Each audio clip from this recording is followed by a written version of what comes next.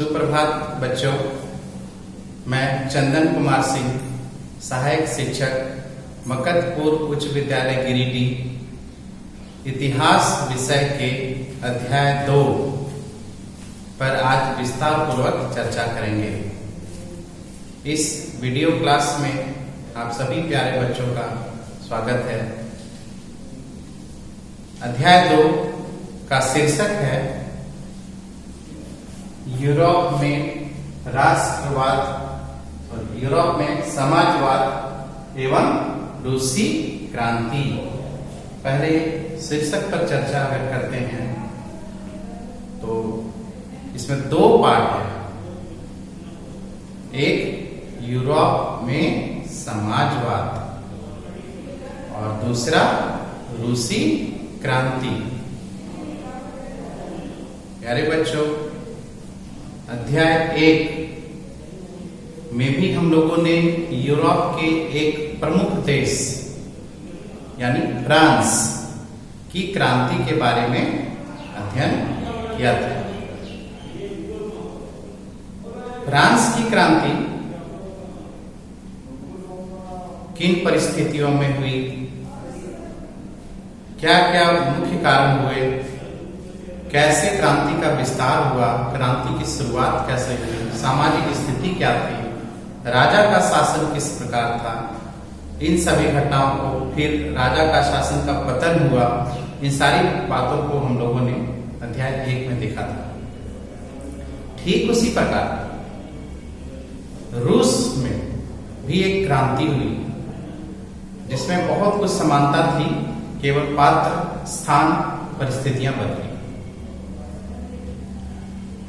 जब हम अध्याय 2 यूरोप में समाजवाद एवं रूसी क्रांति को देखेंगे, सबसे पहले बच्चों आप एनसीईआरटी की किताब अवश्य अपने पास रखिएगा, एक कॉपी और एक पेन, ताकि जब इस पाठ के बारे में चर्चा किया जाए, आगे जब विस्तार पूर्वक हम लोग अध्ययन करेंगे, उस दौरान जो महत्वपूर्ण तथ्य आएंगे, डेट्स होंगे, ईयर्स होंगे, उन सबों को आप नोट करते हुए चलेंगे, जो आगे हमारे लिए काफी उपयोगी होगा।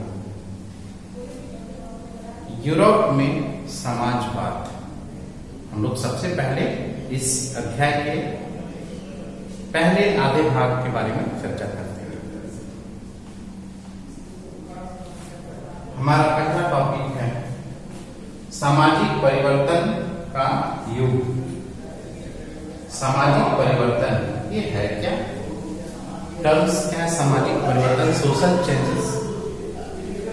सामाजिक परिवर्तन यानी समाज की व्यवस्था में बदलाव आना। समाज में जो स्थापित पहले से मान्यताएं हैं, जो नियम कानून हैं, जो व्यक्ति के जीवन से संबंधित, जीवन यापन से संबंधित जो सुविधाएं हैं, उन सबों में परिवर्तन होना सामाजिक परिवर्तन कहलाता है। और इतिहास बताता है कि समय, परिस्थिति और स्थान के अनुसार हमेशा ही समाज परिवर्तनशील रहा है। हम वर्तमान को भी देखें, भविष्य का भी अगर हम लोग आगे देखेंगे और जो बीता वो देखेंगे, तो हम लोग पाएंगे कि जो बीता है उससे आज हम लोग बहुत ज्यादा परिवर्तनशील अवस्था में है। यानी सामाजिक परिवर्तन एक स्वाभाविक प्रक्रिया है। सामाजिक परिवर्तन का युग हमने पहले अध्याय में पढ़ा कि किस तरह से यूरोप में फ्रांसीसी क्रांति, फ्रांसीसी क्रांति का जो मूल संदेश था वो क्या था? समानता, स्वतंत्रता और बंधुत्व। इसी नारे के साथ फ्रांसीसी क्रांति ने अपनी क्रांति को अंजाम दिया और इस संदेश को, समानता, स्वतंत्रता और बंधुत्व, इस संदेश को पूरे यूरोप महादेश के लिए एक जन जन तक फैलाने वाला एक संदेश बना। लोग इससे प्रेरित हुए और इसका पालन किए। फ्रांस की क्रांति के समय थोड़ी चर्चा यहाँ पर है। समाज जो है वहां का 3 भागों में विभाग था, जैसा कि हम लोगों ने फर्स्ट चैप्टर में पढ़ा। प्रथम एस्टेट, द्वितीय स्टेट, तृतीय स्टेट। प्रथम एस्टेट में पादरी वर्ग, द्वितीय स्टेट में कुलीन वर्ग, तृतीय स्टेट में अन्य जनसाधारण वर्ग। तो प्रथम स्टेट में जो पादरी वर्ग था वो चर्च का प्रधान था। उस समय की सामाजिक स्थिति पर जब हम गौर करते हैं तो पाते हैं कि फ्रांस की राजनीतिक व्यवस्था हो या सामाजिक व्यवस्था हो तो उस पर पूर्ण रूप से कुलीन वर्ग और चर्च का ही आधिपत्य था। इसको आसान शब्दों में समझेंगे, कुलीन वर्ग यानी जो जमींदार वर्ग है, और चर्च मीन्स यही जो चर्च के पादरी लोग हैं, ये दोनों का यहां पर आधिपत्य था। संपूर्ण खेती बाड़ी संपत्ति पर कुलीन वर्ग का और पादरी वर्ग का ही अधिकार था। यही 2 वर्ग थे जो गरीबों, किसानों, मजदूरों का शोषण किया करते थे, उनसे कर वसूलते थे और दिन प्रतिदिन उनका शोषण करते थे। लेकिन जब 1789 में फ्रांस की क्रांति हुई, उसके बाद पूरे यूरोप और एशिया महादेश में एक तरह का परिवर्तन आया। आपस में सभी देशों में एक बहस छिड़ गई कि अब हमारी सामाजिक व्यवस्था, हमारी राजनीतिक व्यवस्था किस प्रकार की होगी, हमारा व्यक्तिगत स्वतंत्रता का स्वरूप क्या होगा, लोगों को कितने अधिकार मिलेंगे, समाज पर किसकी सत्ता स्थापित होगी। इन सभी बातों को लेकर बहस छिड़ गई। और हम देखते हैं कि हमारे देश के भी कुछ महापुरुष जैसे राजा राम मोहन राय ने फ्रांसीसी क्रांति से प्रेरणा लेकर भारत के लोगों में स्वतंत्रता, समानता आदि चीजों का जो है वो प्रचार प्रसार किया। एक कवि हैं डिरिजियो, उन्होंने भी अपनी कविता के माध्यम से उन सभी चीजों से प्रेरणा ग्रहण कर भारत के लोगों में इस प्रकार का संदेश का विचारोपण किया था। स्थिति क्या थी? लोग चाहते थे, यूरोप के लोग चाहते थे कि समाज में बदलाव हो, लेकिन कुछ चाहते थे कि नहीं हो। कहने का तात्पर्य कि यूरोप महादेश में कई प्रकार के सामाजिक विचारधारा के लोग उस समय हुए, जिनमें 3 सामाजिक विचारधारा की चर्चा हम लोग सर्वप्रथम करेंगे। पहला उदारवादी विचारधारा, दूसरा रेडिकल, तीसरा रूढ़िवादी। फिर से उदारवादी, रेडिकल और रूढ़िवादी, 3 प्रकार के विचारधारा के लोग उस समय की सामाजिक व्यवस्था में थे।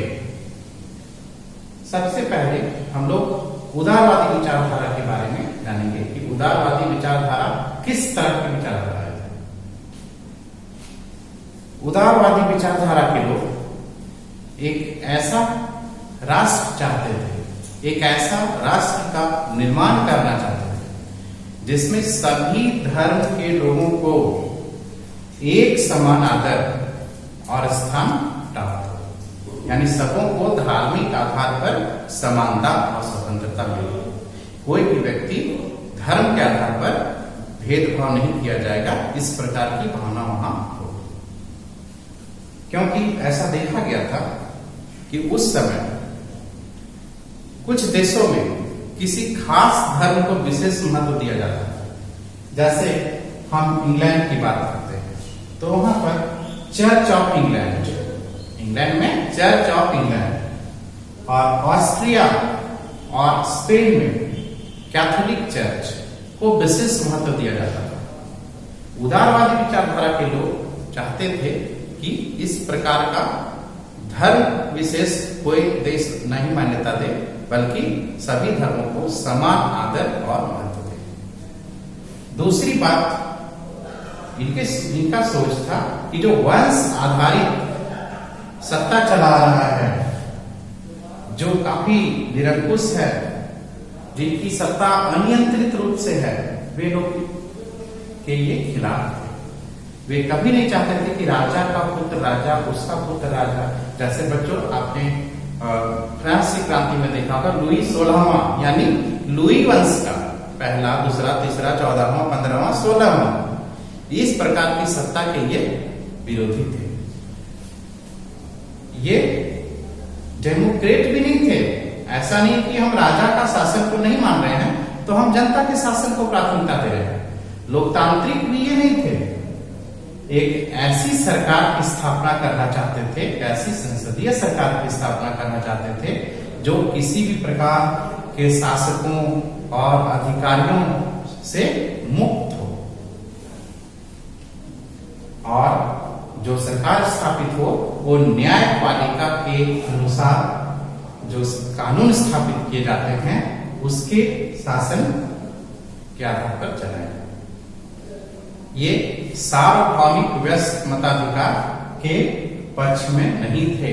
ये नहीं चाहते थे कि सभी लोगों को मताधिकार मिले, कि यह केवल संपत्तिधारियों को मिले। इसको हम इस ढंग से कह सकते हैं कि उदारवादी चाहते थे कि वैसे लोगों को मत डालने का अधिकार मिले, यानी वोट देने का अधिकार मिले, जो संपत्तिधारी हो, यानी जो अमीर हो, पैसा वाला हो, उससे ही केवल वोट डालने का अधिकार होना चाहिए। ये थी उदारवादी विचारधारा। अब हम लोग रेडिकल विचारधारा के बारे में देखेंगे कि रेडिकल विचारधारा के लोग क्या चाहते थे, क्या सोचते थे। तो इस विचारधारा के लोग एक ऐसी सरकार चाहते थे जो देश की जनसंख्या के बहुमत से बने हुए समर्थन पर आधारित हो। देश की जनता के बहुमत से सरकार बने, इस प्रकार की सरकार को रेडिकल चाहते थे, यानी वे परिवर्तन चाहते थे। और इनकी सबसे बड़ी विशेषता, ये महिला मताधिकार आंदोलन के समर्थक थे। बच्चों यहां एक टर्म आया, मताधिकार आंदोलन। मताधिकार आंदोलन क्या है? मताधिकार आंदोलन क्या है? तो मत डालने के लिए, यानी वोट डालने के लिए, वोट डालने के अधिकार को पाने के लिए जो आंदोलन किया जाए उसे मताधिकार आंदोलन कहा जाता है। मत डालने के अधिकार के लिए जो आंदोलन किया जाए उसे मताधिकार आंदोलन कहा जाता है। तो ये महिला मताधिकार आंदोलन के समर्थक थे, यानी महिलाएं जो मताधिकार आंदोलन कर रही थी अपने वोट पाने के लिए, उसके ये समर्थक थे। और इनकी सबसे बड़ी बात, जो उदारवादी सोचते थे उसके विपरीत, उससे उल्टा, ये जो जमींदार लोग हैं, जो उद्योगपति लोग हैं, उनको जो भी कहते थे कि उनको विशेषाधिकार मिले, उसके ये विरुद्ध थे। ये नहीं चाहते थे कि उनको कोई विशेषाधिकार हो, कोई खास अधिकार केवल बड़े लोगों, जमींदारों को मिले। ये निजी संपत्ति के विरोधी थे। ये नहीं चाहते थे कि वो निजी संपत्ति सबको मिले, और संपत्ति के संकेंद्रण का ये विरोध करते थे। संपत्ति का संकेंद्रण यानी संपत्ति किसी खास लोग, किसी खास वर्ग के पास ही जमा हो, ये नहीं पसंद करते थे। रूढ़िवादी, अब हम लोग नेक्स्ट रूढ़िवादी विचारधारा। अक्सर एग्जाम में पूछा जाता है रूढ़िवादी क्या है। तो रूढ़िवादी विचारधारा के जो लोग थे उनका विचार न तो उदारवादियों से मिलता था न रेडिकल से। इनका एक अलग तरह का सोच था। जब फ्रांस की क्रांति हुई तो रूढ़िवादी विचारधारा के लोगों का यह सोच था कि पहले से जो व्यवस्था चली आ रही है उसमें राजतांत्रिक जो व्यवस्था वो रूढ़िवादी सोच की होनी चाहिए। रूढ़िवादी सोच है क्या? तो रूढ़िवादी जब हम प्रारंभ की बात करें यानी 18वीं शताब्दी, तो ये समाज में किसी भी प्रकार के परिवर्तन के विरोधी थे। ये नहीं चाहते थे कि समाज में कोई परिवर्तन हो, यानी जो समाज में स्थापित मूल्य हैं, परंपराएं हैं, जो रीति रिवाज हैं, जो स्थापित संस्थाएं हैं, वे सभी अपने ज्यों की त्यों बनी रहे, कोई भी प्रकार का परिवर्तन नहीं हो। लेकिन आगे चलकर जब बहुत सारी परिस्थितियां उत्पन्न हुई यूरोप में, तो 19वीं सदी के प्रारंभ में इनके सोच में परिवर्तन आया। तब रूढ़िवादी यह सोचने लगे कि समाज में परिवर्तन होना चाहिए, लेकिन इसके साथ ही अतीत का आदर एवं सम्मान करना चाहिए और परिवर्तन की दर काफी धीमी होनी चाहिए। हम एक वाक्य में इसे कर सकते हैं कि रूढ़िवादी विचारधारा के लोग समाज में परिवर्तन चाहते थे, लेकिन अतीत का आदर एवं सम्मान करते हुए, और ये परिवर्तन चाहते थे लेकिन परिवर्तन काफी क्रमिक रूप से हो, काफी धीरे धीरे हो, इस प्रकार से ये सोच अपनी करते थे। ये थे रूढ़िवादी विचारधारा के लोग। अब हम लोग अगला टॉपिक देखेंगे, औद्योगिक समाज और सामाजिक परिवर्तन। औद्योगिक समाज यानी समाज का औद्योगिकीकरण, समाज में नए नए कल कारखाने, उद्योग धंधे की जब स्थापना हो, वैसी स्थिति। तो यूरोप महादेश में इस समय एक ऐसा दौर था जब बहुत सारे परिवर्तन हो रहे थे, नए नए शहर बस रहे थे, नए औद्योगिक क्षेत्र विकसित हो रहे थे, रेलवे का काफी फैलाव हो रहा था, औद्योगिक क्रांति का विस्तार हो रहा था। यानी एक ऐसी स्थिति जब बहुत सारे कल कारखाने लग रहे हों, अनेक लोग वहां पर काम करने के लिए आ रहे हों, वो शहर विकसित हो रहा हो, उसका फैलाव हो रहा हो, वहां पर औद्योगिक क्रांति आ गई हो, वैसी स्थिति में जब औद्योगिकीकरण हुआ वहां पे, तो स्त्री, पुरुष, बच्चों, इन सबों को कारखाना में काम पर लगा दिया गया। सभी काम के लिए तैयार हो गए। लेकिन क्या हुई स्थिति, कारखाना में तो वे लोग काम करने लगे, लेकिन उनकी पारिश्रमिक यानी मजदूरी बहुत कम थी, जबकि इस तुलना में उसके काम के घंटे अधिक थे, यानी काम अधिक और उसके बदले मजदूरी कम। ये व्यवस्था इतनी औद्योगिकरण के बावजूद भी यूरोप में बेरोजगारी उस समय भी एक सामान्य समस्या थी। बेरोजगारी थी, यानी लोगों को रोजगार नहीं मिल पा रहा। तब ये जो अभी हमने चर्चा किया, रेडिकल, उदारवादी, ये दो विचारधारा के लोगों ने इस समस्या का हल ढूंढने का प्रयास किया कि कैसे यहां पर रोजगार उत्पन्न किया जा सके। लेकिन क्या था उस समय कि यही जो रेडिकल हैं, यही उदारवादी हैं, यही उस समय के उद्योगपति लोग थे, यानी इन्हीं लोगों के व्यक्तिगत स्वामित्व में था सारा उद्योग धंधा, कल कारखाना, यही लोग उसके मालिक थे। तब क्या हुआ, इनके पास काफी धन दौलत था, रेडिकल और उदारवादियों के पास, और जो जितने भी किसान मजदूर गरीब लोग थे, वो इनके यहाँ नौकरी करते थे, काम करते थे, मजदूरी करते थे। और इन लोगों का मानना था, यानी रेडिकल और उदारवादी विचारधारा के लोगों का यह मानना था कि यदि प्रत्येक व्यक्ति को आजादी, व्यक्तिगत आजादी मिल जाए, समझेंगे बच्चों से, यदि प्रत्येक व्यक्ति को व्यक्तिगत आजादी मिल जाए, पहला बात। दूसरा, अगर गरीबों को काम मिले, गरीबों को काम मिले, और जिनके पास पूंजी है उन्हें बिना रोक टोक काम करने का अवसर दिया जाए, तो समाज तरक्की कर सकता है। ये सोच थी उदारवादियों और रेडिकल की।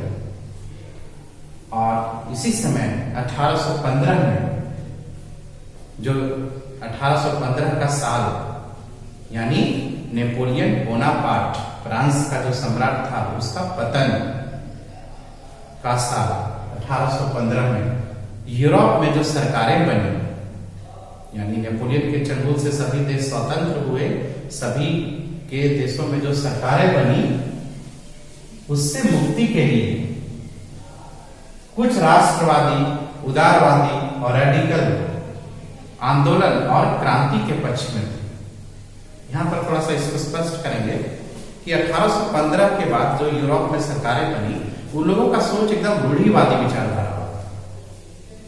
तब ऐसी स्थिति में जो उदारवादी थे, राष्ट्रवादी थे, वे लोग सोचे कि ये रूढ़िवादी सरकार जो है उसके विरुद्ध में हमें क्रांति करनी होगी, विद्रोह करना होगा, तब जाकर हम इस विचारधारा के शासकों का अंत कर सकेंगे। और वे लोग क्रांति को अधिक महत्व देने लगे। एक यहां पर नाम है इटली के एक महान क्रांतिकारी जूसेप्पे मैक्सिनी।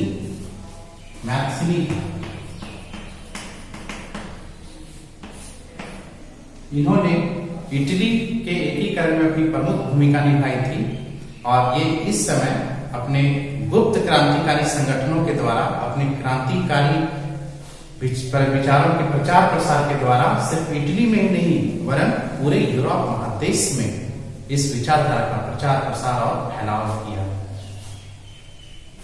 अब हम लोग नेक्स्ट टॉपिक, यूरोप में समाजवाद का आना। ये सबसे महत्वपूर्ण है। कैसे एक नई विचारधारा का आगमन, एक नई विचारधारा का विचारोपन, प्रचार प्रसार अब एक होने जा रहा है, जिसे समाजवाद।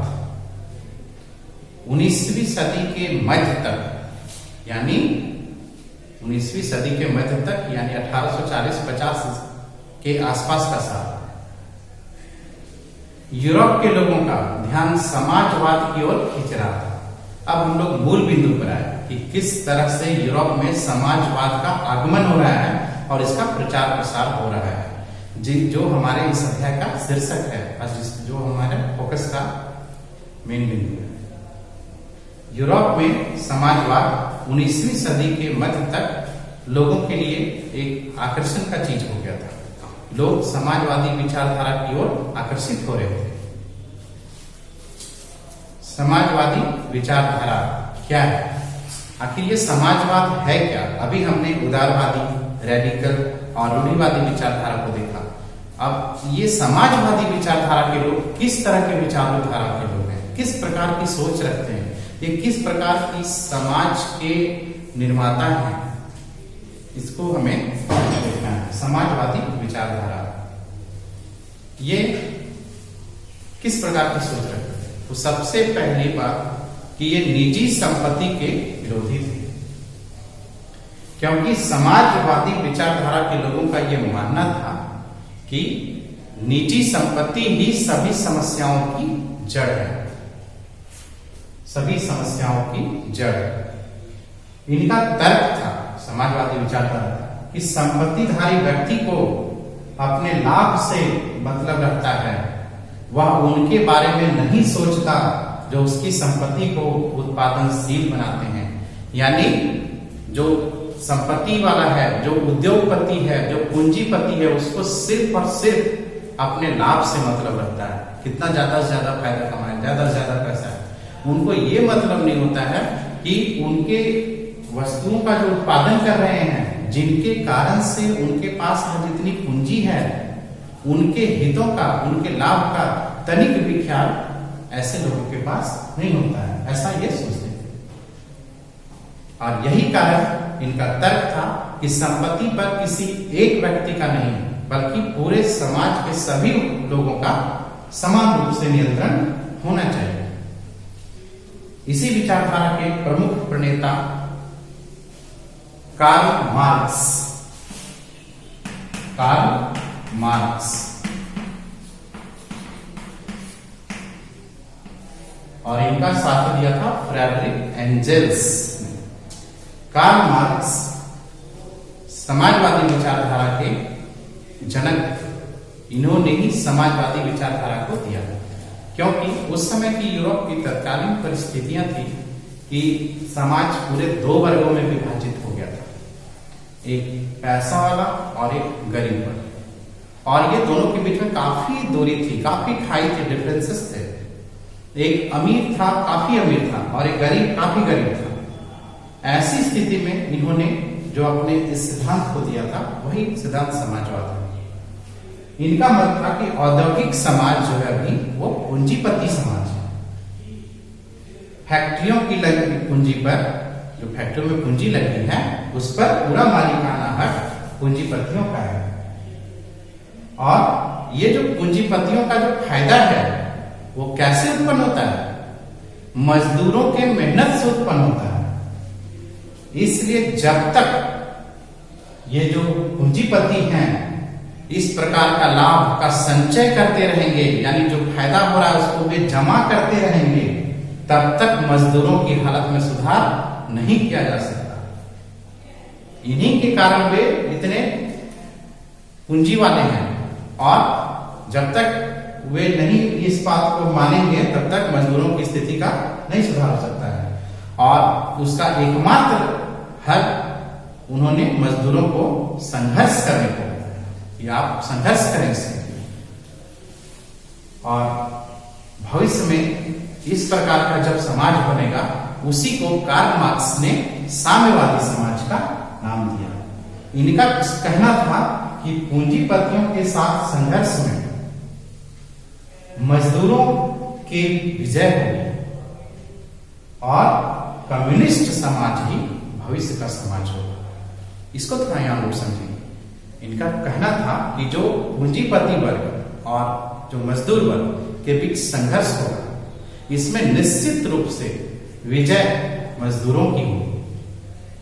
और आने वाला जो समय है, जो समाज होगा, वो कम्युनिस्ट समाज होगा।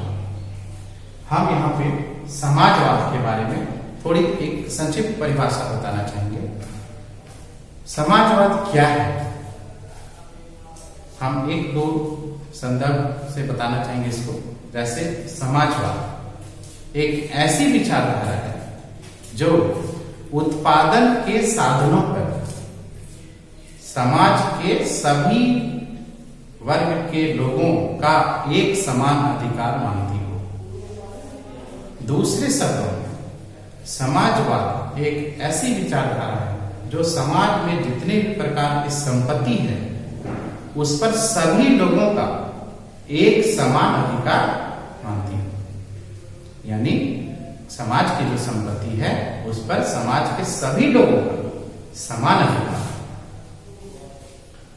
समाजवाद के लिए समर्थन। अब इस विचारधारा का, जो यूरोप में समाजवाद की विचारधारा का आगमन हो रहा है, कार्ल मार्क्स आ रहे हैं। एक यहां पर कार्ल मार्क्स की पुस्तक है दास कैपिटल, कार्ल मार्क्स और फ्रेडरिक एंजल्स ने मिलकर लिखा था। उसमें समाजवाद का इन्होंने बहुत ही विस्तृत रूप से वर्णन किया है। अब इस समाजवाद का समर्थन यूरोप में यूरोप के देश कैसे कर रहे हैं? तो 1870 के दशक के शुरुआत में, 1870 के दशक यानी 1870 से 80 की शुरुआत में यह विचार यानी समाजवादी विचार पूरे यूरोप में फैलने लगा। ये जो अभी मार्क्स ने सिद्धांत दिया है, इस प्रकार के विचारधारा पूरे यूरोप महादेश में फैलने लगी। और अपने इस प्रयास में समन्वय लाने हेतु, यानी इसकी प्रचार प्रसार हेतु, समाजवादियों ने द्वितीय इंटरनेशनल नाम की एक अंतरराष्ट्रीय संस्था बनाई। क्या बनाई? द्वितीय इंटरनेशनल नाम की एक अंतरराष्ट्रीय संस्था बनाई। और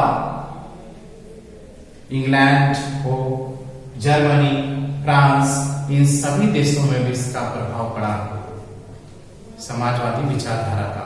और वहां भी इस विचारधारा के अनेक लोग हुए और लोगों ने वहां पर भले अपने सरकारें स्थापित नहीं की, लेकिन अपनी स्तर से, अपने प्रभाव से, अपने मांग से उन लोगों ने वहां पर कुछ कानूनों को बनाने में सफलता हासिल की, मगर सरकार में अभी तक भी भले ही यूरोप महादेश में अब समाजवादी विचारधारा का प्रचार प्रसार हो रहा है, लेकिन सरकार में रूढ़िवादियों का, उदारवादियों का, रेडिकल का, यही लोगों का ही प्रभाव बना रहा। यानी जो भी उस समय यूरोप में शासक वर्ग के लोग थे, वे लोग रेडिकल, उदारवादी और रूढ़िवादी विचारधारा के ही लोग थे। समाजवादी विचारधारा के शासकों का अभी तक वहां पर कहीं भी शासन स्थापित नहीं हुआ था। तो ये थी यूरोप में समाजवाद, किस प्रकार से वहां पर उदारवादी विचारधारा आए, रेडिकल आए, रूढ़िवादी आए और औद्योगिक समाज बना, सामाजिक परिवर्तन हुआ। 1815 ईस्वी में कई जगह रूढ़िवादी सरकारें स्थापित हुई। यूरोप में समाजवादी विचारधारा का फिर प्रचार प्रसार होने लगा। कार्ल मार्क्स, फ्रेडरिक एंजल्स ने अपने मत से, अपने सिद्धांतों से वहां के लोगों में इस प्रकार की विचारधारा का बीजारोपण किया।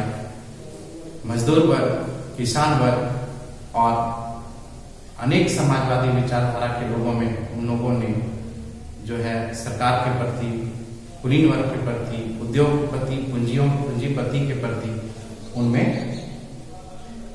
विद्रोह की भावना का बीजारोपण किया। अब हम लोगों का नेक्स्ट टॉपिक या पार्ट 2 इस चैप्टर का रूसी क्रांति। रूसी क्रांति यानी रूस की क्रांति, रूस देश की क्रांति, जिसको इंग्लिश में रसिया बोलते हैं। रूस संसार के मानचित्र पर जब हम गौर करेंगे तो सबसे बड़ा साइज का भाग दिखाई देगा ऊपर में, जो रूस है, यानी विश्व का सबसे बड़ा क्षेत्रफल वाला देश रूस। भारत से 5 गुना ज्यादा बड़ा। आप सोच सकते हैं कितना बड़ा देश, कितना बड़ा क्षेत्रफल होगा। ये रूस, वहां पर भी एक क्रांति हुई और रूस में जो क्रांति हुई वह पीछे की कई घटनाओं के कारण समाजवादी विचारधारा, इसका प्रचार प्रसार और इसका सबसे अधिक प्रभाव रूस पर पड़ा था। इसकी चर्चा हम लोग करेंगे। यूरोप महादेश का एक सर्वाधिक पिछड़ा औद्योगिक देशों में एक रूस में अन्य रूसी यानी यूरोपीय देशों की तुलना में विपरीत असर दिखाई देने लगा। यानी जैसा कि हमने भी कहा कि यूरोप के अनेक देशों में रेडिकल विचारधारा, उदारवादी विचारधारा और रूढ़िवादी विचारधारा के शासक स्थापित थे, उसके ठीक विपरीत रूस में स्थिति उत्पन्न हुई। वहां पर ऐसी स्थिति नहीं रही, यहाँ पर समीकरण उलट गया। क्या हुआ? 1917 की अक्टूबर क्रांति में रूस की सत्ता पर समाजवादी शासक का स्थापना हो गया। प्यारे बच्चों, ये शुरुआत है रूसी क्रांति का। 1917 ईस्वी में जो रूस में क्रांति हुई उसी को रूसी क्रांति कहा जाता है। और इसी रूसी क्रांति में वहां पर राजतंत्र की समाप्ति हुई, राजा का शासन खत्म हुआ और समाजवादी व्यवस्था, साम्यवादी शासन की वहां पर स्थापना हुई। और फरवरी 1917 में जो राजशाही का पतन हुआ, जिसे अपदस्थ किया गया, और अक्टूबर में जो घटनाएं घटी 1917 ईस्वी में, इन्हीं को रूसी क्रांति कहा जाता है। यानी हम अगर कहें कि रूसी क्रांति 1917 ईस्वी में हुई थी, रूसी क्रांति को और क्या कहा जा सकता है? बोल्शेविक क्रांति। रूसी क्रांति को और क्या कहा जा सकता है? तो अक्टूबर क्रांति, यह 1917 में हुई थी। अब हम लोग देखेंगे क्रांति से कुछ वर्ष पूर्व की स्थितियां। 1917 में जो रूसी क्रांति हुई, अक्टूबर क्रांति हुई, उससे पूर्व की स्थितियां, उसके कुछ वर्ष पहले से आखिर क्या क्या घटनाएं हो रही थी, क्या क्या परिस्थितियां उत्पन्न हो गई थी रूस में, जिसका परिणाम हुआ रूसी क्रांति, इसे हम लोग देखेंगे। रूसी साम्राज्य का यानी हम 1914 ईस्वी की बात करते हैं, ठीक क्रांति से 3 साल पहले। 1914 ईस्वी में जार निकोलस द्वितीय का शासन था। यहां पर एक शब्द है जार।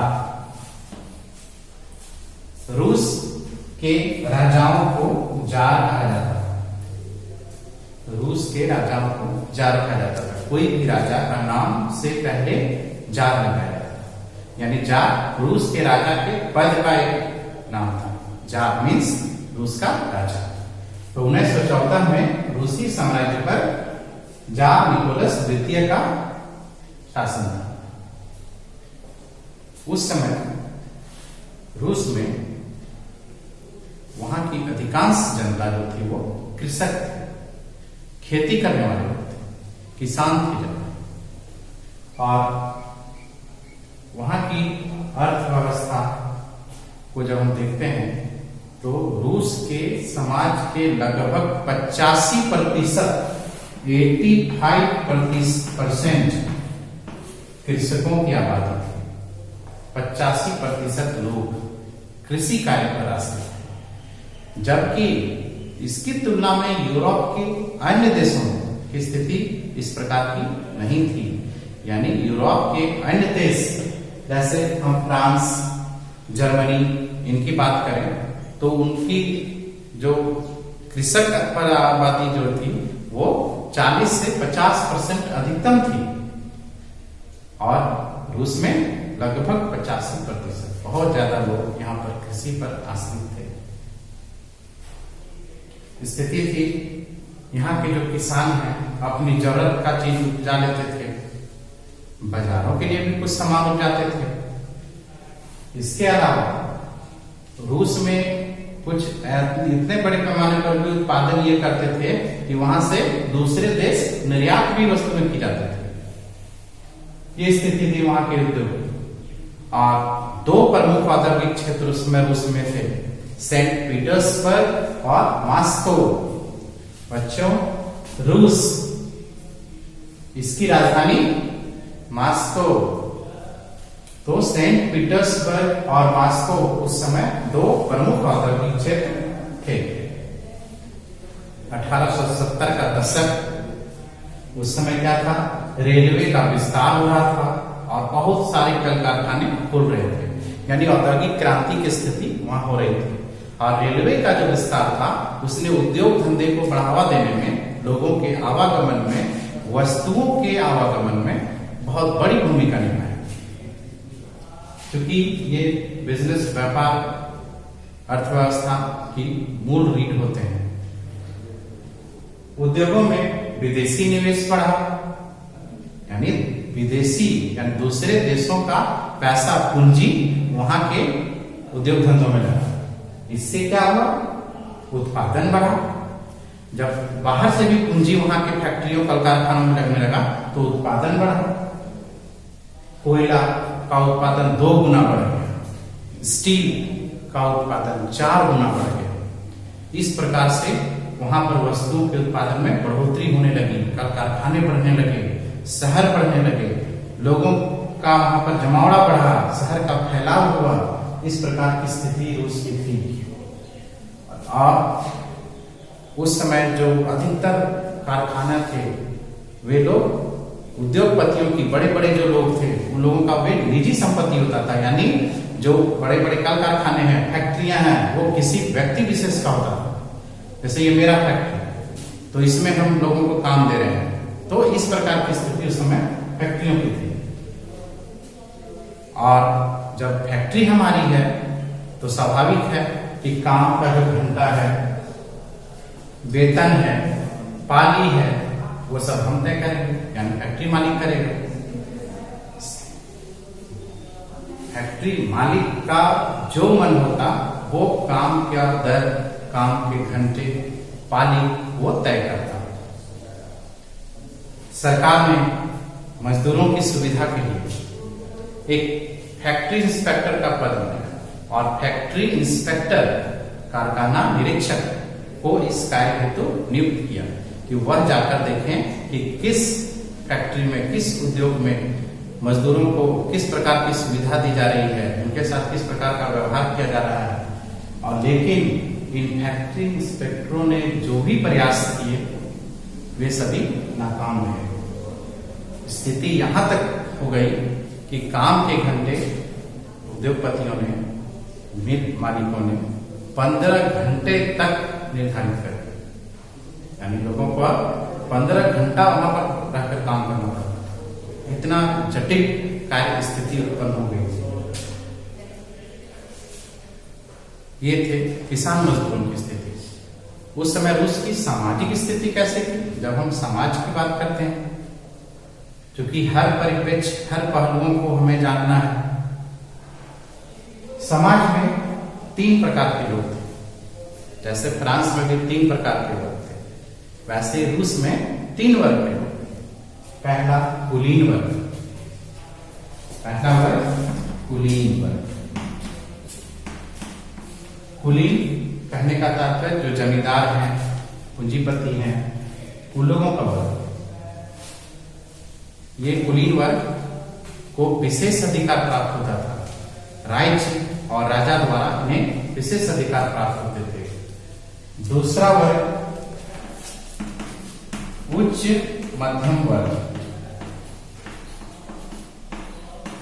उच्च मध्यम वर्ग। इस वर्ग में जमींदार लोग, पूंजीपति लोग, धनी वर्ग के लोग इस वर्ग में होते थे। और इस वर्ग के लोगों के यहाँ जो गरीब किसान और मजदूर हैं वे जाकर मजदूरी और रोजगार का काम करते और खोजते थे। तीसरा वर्ग है कृषक वर्ग और श्रमिक मजदूर और अन्य लोग। ये 3 प्रकार के लोग उस समय के समाज में थे। कुलीन वर्ग, उच्च मध्यम वर्ग और किसान मजदूर और अन्य लोग। इस प्रकार का सामाजिक विभाजन उस समय रूस में था। मजदूर भी 2 तरह के होते थे। पहला वैसे मजदूर जिनका संबंध मूल गांव से होता था, यानी वे वहां काम करते थे लेकिन उनका आना जाना अपने गांव से, अपने जो मूल गांव है, जहां घर है उनका स्थायी, वहां से उनका संबंध बना रहता था। वे आते जाते रहते थे।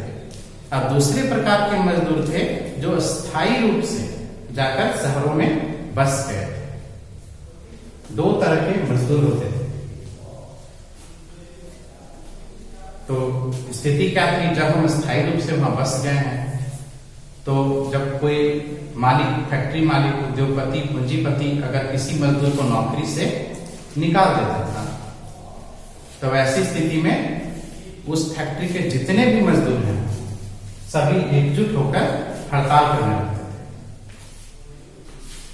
गांव की संपत्ति पर जो सामंत हैं, राजा हैं, चर्च हैं, उन लोगों का आधिपत्य था। यानी देहात में जितना भी बड़ी बड़ी संपत्तियां थी वो सभी पर उन लोगों का अधिकार था। किसान चाहते थे कि वहां पर के जितने भी जमीन है, सामंतों की जमीन है, जो सामंत लोग, पूंजी जमींदार लोग जो अपने जमीन को हथियाए हुए हैं, वो सभी पर किसानों का हक हो जाए, यानी सभी संपत्ति को किसानों के बीच बांट दिया जाए। तब क्या हुआ कि आक्रोशित होकर सोचे कि अगर हम कुछ गलत करते हैं, कुछ उल्टा करते हैं तो हमें जरूर सफलता मिलेगी। तो आक्रोशित होकर वे लोग लगान नहीं देने लगे और जमींदारों की कहीं कहीं हत्या भी कर दी गई ताकि वे उससे और विद्रोह हो, हिंसा हो। इस प्रकार का वहां का किसान चाहते थे। वहां पर एक प्रकार की व्यवस्था थी, कम्यून सिस्टम, कम्यून की व्यवस्था। ये क्या थी? एक अलग तरह की व्यवस्था थी यूरोप में, यूरोप के रूस में। किसान क्या है, समय समय पर अपनी जमीन को जाकर कम्यून को दे देते थे, और कम्यून क्या करता था, सुविधानुसार किसान की आवश्यकता के अनुसार, किस इंसान का कितना बड़ा परिवार है, किसका कितना छोटा परिवार है, उस हिसाब से वह खेती को, जमीनों को आपस में बांट देता था। अब हम लोग आगे देखेंगे रूस में समाजवाद। हमारा अब नेक्स्ट है टॉपिक रूस में समाजवाद। यानी अब तक हम लोगों ने देखा कि कैसे समाजवादी विचारधारा यूरोप में आया, किस प्रकार की स्थितियां, सामाजिक स्थिति, आर्थिक स्थिति रूस की थी। अब रूस में समाजवाद का किस प्रकार से आगमन हो रहा है। 1914, जिसकी चर्चा हमने पहले की कि उस समय जार निकोलस द्वितीय का शासन था।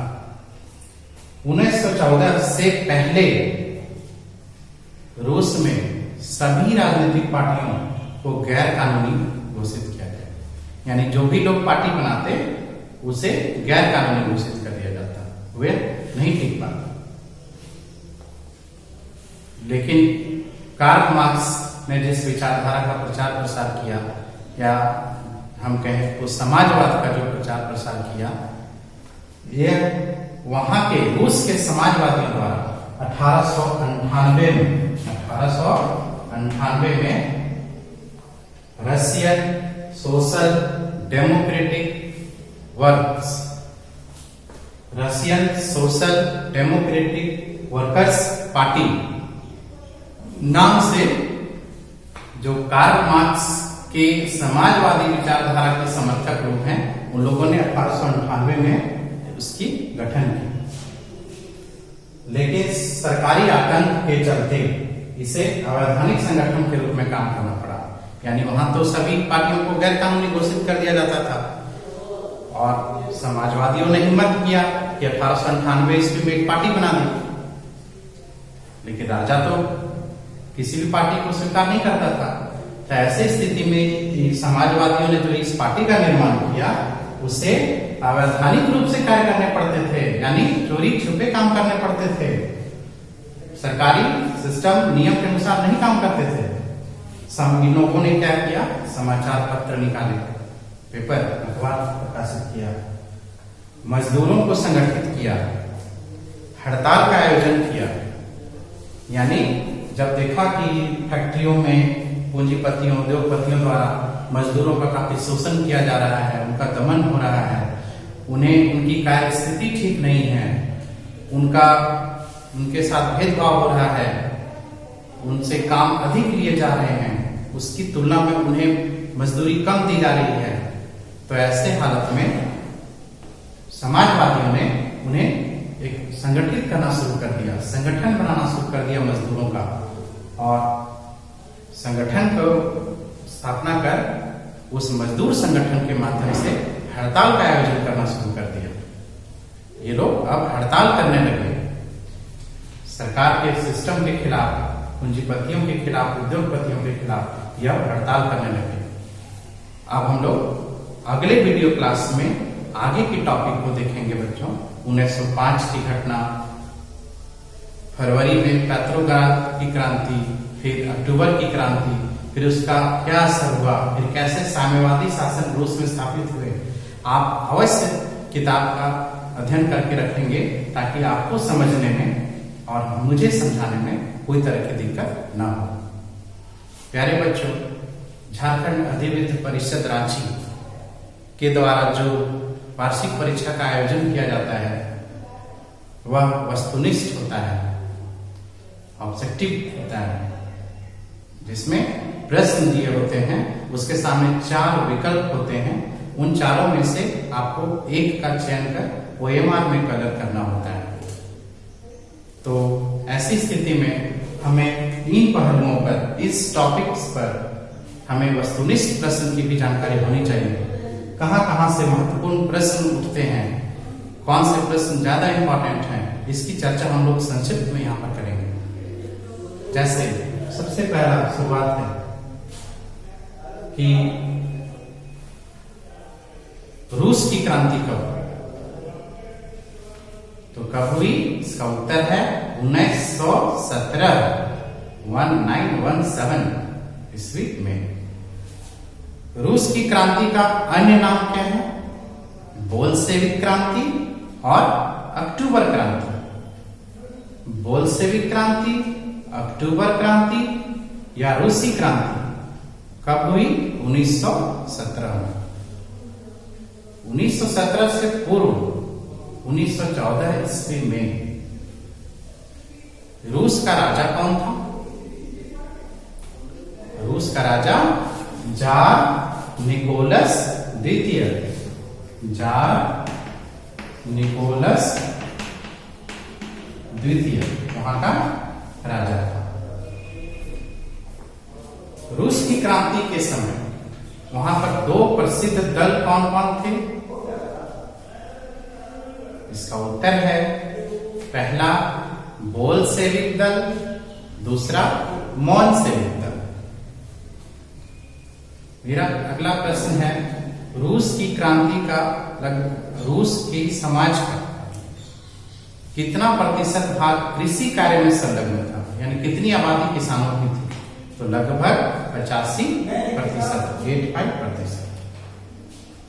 रूस में किस धर्म के अनुयायी बहुमत में थे? किस धर्म के लोग अधिक थे? तो रूसी ऑर्थोडॉक्स क्रिश्चियनिटी,